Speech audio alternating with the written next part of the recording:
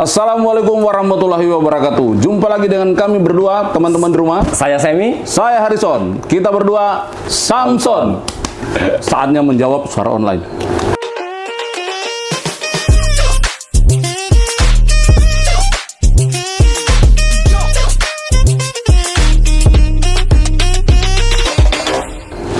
Nah, Sam, ini kan beberapa hari terakhir ini nih ada satu video cukup viral ya. Sayangnya kayaknya nggak bener deh informasinya.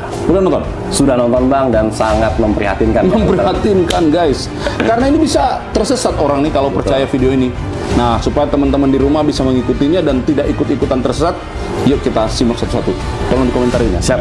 Kita komentar Bang. Tanah bisa dirampas negara kalau nggak dijadikan sertifikat elektronik. Ini seriusan? Iya beneran, kita emang dipaksa untuk beralih ke sertifikat elektronik dan kita harus menolak ini. Gimana tuh?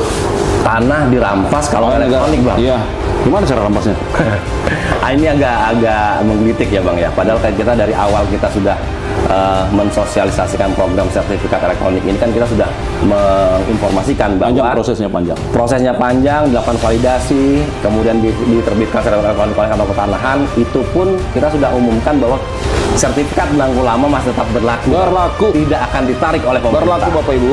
Apalagi tanahnya ya Bang. Tidak mungkin ujuk-ujuk pemerintah kemudian mengambil alih tanah masyarakat. Bagian perampasan oleh negara itu rasa-rasanya tidak mungkin ya guys, karena pendaftaran tanah itu masapnya dua, satu penguasaan fisik, satu secara yuridis. Jadi yuridis lah itu yang kemudian menjadi elektronik, tapi tanahnya kan tidak pernah menjadi elektronik. Betul. Penguasaan fisiknya masih Bang.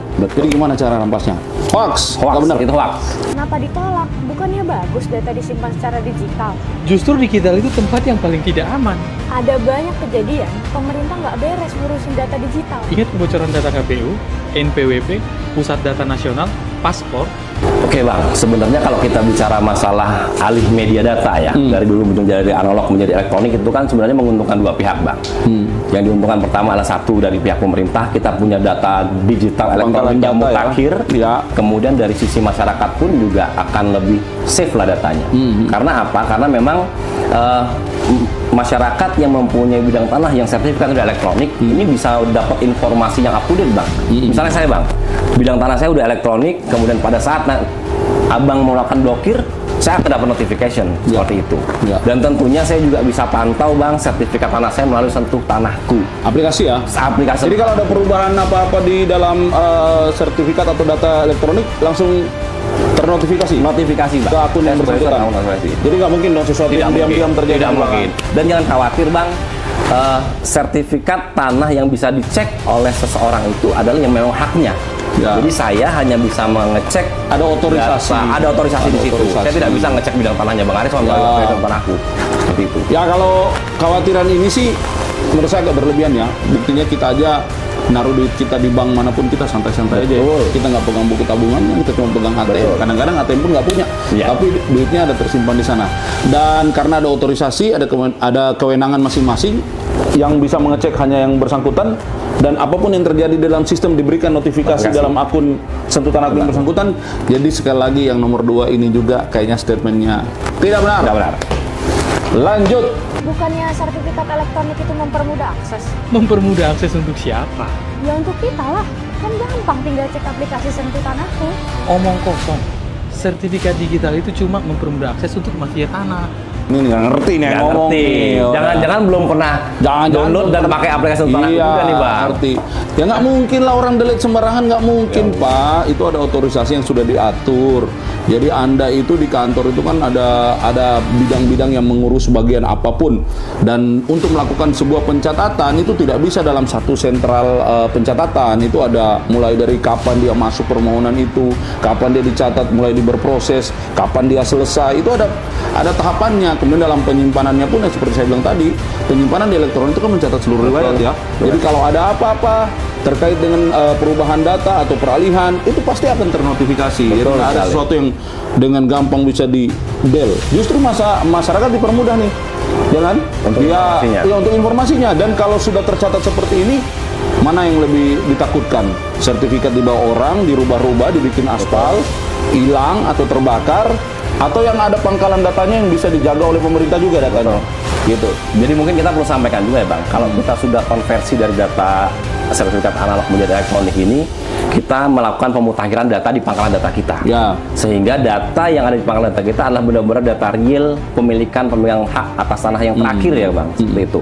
Nah kemudian juga perlu kita informasikan juga bahwa di Sentuh Tanahku ini juga akan menampilkan informasi maupun notifikasi apabila bidang tanah yang sudah kita daftarkan secara elektronik ini akan dilakukan pemeriksaan data Bang. Seperti misalnya ada blokir, ada orang memblokir tanah kita akan dapat notifikasi, kita bisa mengkonfirmasi hal ini ke kantor pertanahan. Jadi salah banget lah Bang kalau dibilang bisa main deret, nggak bisa. Tidak hanya diurusin satu orang Pak, nggak mungkin satu orang bisa mengerjakan begitu banyak simpul. Lagian apa urusannya negara itu harus merampas-rampas tanah rakyat? Justru negara dengan reforma agraria membagi tanah buat masyarakat, untuk kesejahteraan masyarakat. Untuk kesejahteraan masyarakat, guys, kita mensertifikatkan 120 juta bidang se-Indonesia ini. Untuk siapa? Untuk rakyat. Kita taruh ke pangkalan data elektronik. Memudahkan dong. Ini aduh, sesat pikir, sesat jalan setiap ngomong udah. Betul juga ya, sekarang kan sertifikat cuma selembar. Kalau sistemnya error dan datanya dihapus, Kita nggak punya bukti kuat bahwa tanah itu milik kita. pemerintah lebih gampang menggusur kita. Mereka paling cuma bilang, Sorry ye, kamu nggak punya data. sorry ya, pemerintah nggak bisa bantu. Gimana mungkin sertifikat itu masih ada fisiknya kan sebenarnya? Masih Satu ada, lembar, masih ada. Kertasnya kertas Security paper. Security paper gimana tuh maksudnya? Jadi security paper itu walaupun kertasnya satu lembar Bang, di situ kita menerapkan beberapa pengamanan yang hanya kita internal BPN yang tahu. Jadi kita juga itu kerjasama dengan pencetak yang memang dipakai juga untuk mencetak kertas-kertas berharga di Republik ini. Oh, yang bisa saya lihat kan ada pakai apa itu? Ada sinar. Kalau dilihat itu pakai apa? Ultraviolet ya? Ultraviolet, betul Bang. Baru kelihatan di dalam itu ada kodenya. Kemudian gini Bang, satu lagi mungkin, walaupun kalau yang zaman dahulu yang sertifikat belangko itu kan berlembar-lembar nih. Iya. Sekarang kita hanya mengeluarkan sertifikat analog yang bentuknya hanya satu lembar. Tapi kita tidak menghilangkan informasi apapun Bang di pangkalan data kita. Informasi sama dengan sertifikat analog itu. Jadi memang di sertifikat elektronik ini kita hanya menampilkan terkait dengan informasi pemberian hak pertamanya dan status proses pemeliharaan data terakhirnya. Tetapi kita di database kita di pangkalan data kita tetap menyimpan Bang riwayatnya seterusnya. Hal ini dimaksudkan supaya kita untuk mengamankan informasi yang lagi pula kan meskipun sudah jadi sertifikat elektronik itu seluruh dokumen masih tersimpan sebagai warka kan? Sebagai warka. Bahkan kalau sertifikat analognya itu sudah diserahkan ke negara, ketika dia ingin menerima sertifikat elektronik, si sertifikat itu tersimpan juga kan? Disimpan sebagai warka. Sebagai warka juga. Dan kita sudah digitalisasi. Dokumen negara sudah didigitalisasi, jadi aman dan tidak perlu dikhawatirkan. Jadi siapa yang diuntungkan dengan sertifikat digital? Mafia tanah, pemerintah, dan developer besar. Nah, karena mereka bekerja sama membangun proyek besar. Menggusur akan jauh lebih mudah kalau sertifikat sudah digital. Tinggal tekan delete untuk mengusir pemilik tanah. Ini video ada gusur, ada delete. Kayaknya gampang banget ya Bang ya. Pak, negara tuh kalau mau bikin proyek itu namanya pengadaan tanah. Tanahnya dibeli oleh negara, dibayar mahal. Tanya itu yang punya tol, tanya itu yang punya tanah-tanah yang kemudian jadi bendungan dan lain sebagainya. Aduh, jahat banget sih ini. Jadi walaupun memang Bang, tanah ini kan dikelola negara juga tidak sekonyong-konyong terus menindas rakyat, tidak akan mas seperti itulah. Justru negara itu dalam konsep ingin mensejahterakan rakyat, memikirkan dari mana sumber-sumber pertanahan yang sah secara undang-undang dapat diberikan kepada warga masyarakatnya itu, dan mana yang sebelum bersertifikat disertifikatkan supaya apa? Supaya bapak dan ibu memiliki kepastian hukum. Kemudian kalau memang membutuhkannya untuk kolateral bisa dimanfaatkan. Kemudian supaya nanti tanahnya itu kalau nanti misalnya akan ada pembagian, warisan dan lain sebagainya sudah jelas karena hitungannya ada di dalam sertifikat, gitu loh. Jadi yang paling diuntungkan masyarakat. Semua proses yang berkepentingan dengan apa yang menjadi keinginan masyarakat otomatis akan lebih mudah dan lebih cepat. Ini juga mau memangkas proses yang katanya terlalu lama itu kan, Sam? Jadi jangan seuzon dengan pemerintah, yakinlah pemerintah selalu memperhatikan kesejahteraan masyarakat. Oke, ada lagi nggak nih ya? Oh, itu alasannya. Pantesan kita nggak dikasih lagi sertifikat lengkap. Sebetulnya ini bagian dari digitalisasi total dan inisiasi The Great Reset. Tanah, properti, dan semua aset akan dikembalikan lewat sistem digital. Datanya bisa dimanipulasi, diblokir, atau diambil alih hanya dengan satu klik. Setelah Great Reset, kita nggak bisa lagi dong punya tanah sendiri. Nggak ada lagi SHM. Kita berlangganan tanah sama seperti berlangganan Netflix. Pak, Bapak nggak ngurus sertifikat juga, itu tetap tanah Bapak. Tetap tanah Bapak. Bapak mau pegang AJB, pegang apa, girik, letter C, apapun, Bapak masih tetap punya tanah itu. Jadi kalau Bapak mensertifikat, the only reason Bapak mau mensertifikatkan itu untuk mendapatkan kepastian hukum. Betul. Gitu loh. Jadi nggak ada yang namanya grid reset itu. Gitu kalau menurut saya sih, ini saya nggak bisa mendapatkan apa ya, rasionalisasi secara logik. Betul. Karena ini kan kayaknya nggak masuk ya di sistem. Saya rasa ini juga masyarakat juga bisa mencerna, Bang ya. Iya. Mana yang benar, mana yang enggak nih. Iya. Pokoknya makin kesini videonya kok makin parah nih, Bang, kayaknya. Benar-benar. Ya Bapak nggak ada yang namanya grid reset itu atau grid delete itu nggak ada.